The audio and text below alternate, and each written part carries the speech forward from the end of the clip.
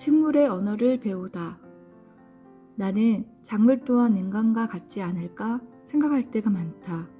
토마토는 토마토 언어로, 오이는 오이 언어로 이야기하고 있는데 다만 우리 인간이 그 말을 알아듣지 못하는 것은 아닐까?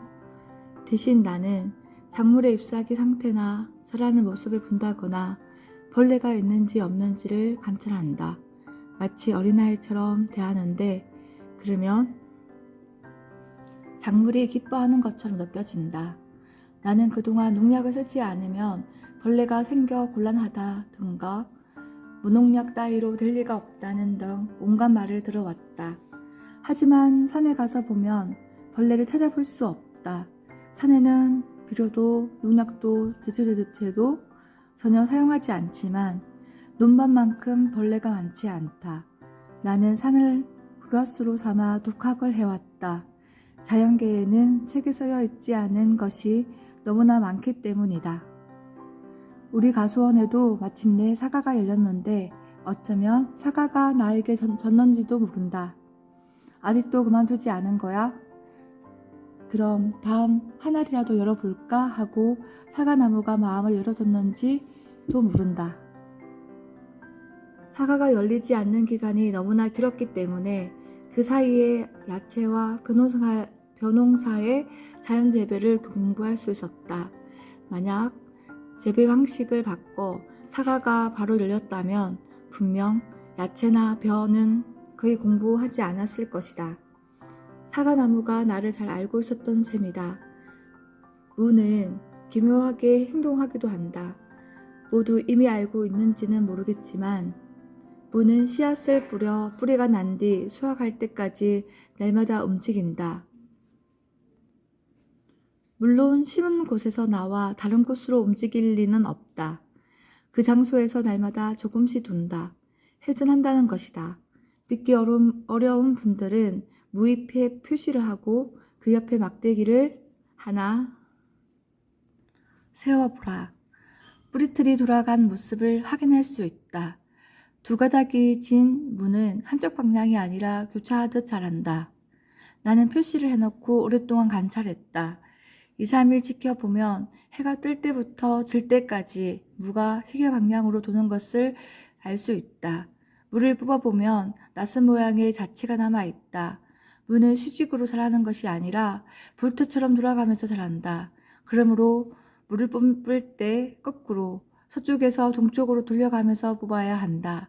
그러면 무가 쉽게 뽑힌다. 당근도 민들레도 마찬가지다. 뿌리와 잎사귀가 함께 움직인다. 그러면서 햇살을 구석구석 받는다. 야채는 다양한 모습을 보여준다. 예를 들면 오이가 그렇다. 오이는 꼭 사람의 마음을 꿰뚫어 보듯이 행동한다. 시험 삼아 아침 일찍 오이 앞에 서보길 바란다. 혼자서 하는 게 좋다. 그 일로 마음에 큰 상처를 입을 수 있다. 오이에게는 등불손이 있다. 등불손 앞에 손가락을 하나 펴서 내밀어 본다. 등불손이 손가락을 감아오는 사람과 그렇지 않은 사람이 있다. 대여섯 살 먹은 어린아이들이 하면 열이면 열 손가락을 감아온다. 하지만 어른이 하면 감지 않는 사람이 꼭 나온다. 이 사람은 너무 욕심이 많은 사람이다. 이 사람은 친절한 사람이다. 이렇게 오이가 판정을 내리는 듯하다. 그러므로 다른 사람과 함께 하지 말고 혼자서 해봐야 한다. 전에 이런 일이 있었다. 어떤 사람이 몇 번을 반복해도 등불손에서 감아주지 않자 화가 난 오이를 죄다 뽑아버린 것이다. 그는 오이 생산자였다. 재배 면적이 넓어서 오이 모종을 다른 사람이 심었고 자신은 오이를 따고 그것을 시장에 내다 파는 일을 맡았다. 등불손은 그 사람 아내의 손가락은 감았지만 무슨 이유에선지 그 사람 손은 감지 않았다. 몇 번을 해봐도 결과는 같았다. 그 다음 해에는 직접 오이를 심어보았다. 그러자 그 사람이 심은 오이만이 손가락을 감았다. 마치 오이에 눈이라도 있는 듯 했다. 상대가 자신을 예뻐해주는 사람인지 돈만 생각하는 사람인지 가려볼 수 있는 지혜가 있는 모양이다. 식물은 아무 말도 하지 않지만 인간이 그들의 언어를 모를 뿐 오이나 토마토, 벼, 배추, 양배추를 비롯해 모든 생물이 우리에게 말을 걸고 있다고 생각한다. 이것은 보이지 않는 세계의 일이므로 옳은지 그른지를 알 수 없다. 하지만 오이는 감느냐 안 감느냐로 의사표시를 분명히 한다. 여러분도 오이를 한번 심어보기 바란다. 그리고 아무도 없을 때 오이 앞에 슬쩍 손을 내밀어 보라. 자기 삶을 반성하는 시간을 갖게 될지도 모른다. 손가락을 휘감아 오는 오이의 열매는 굽지 않고 모두 곱게 자란다. 그리고 이상하게도 비료를 주면 감지 않는다. 비료를 주면 오이가 돌아버리는 모양이다. 오이의 등굴손은 스프링 역할을 한다. 오이는 흔들리는 것을 싫어해 바람에 약하다. 오이를 재배할 때는 등굴손이 닿기 쉽도록 망을 친다. 오이의 등굴손은 부드럽다.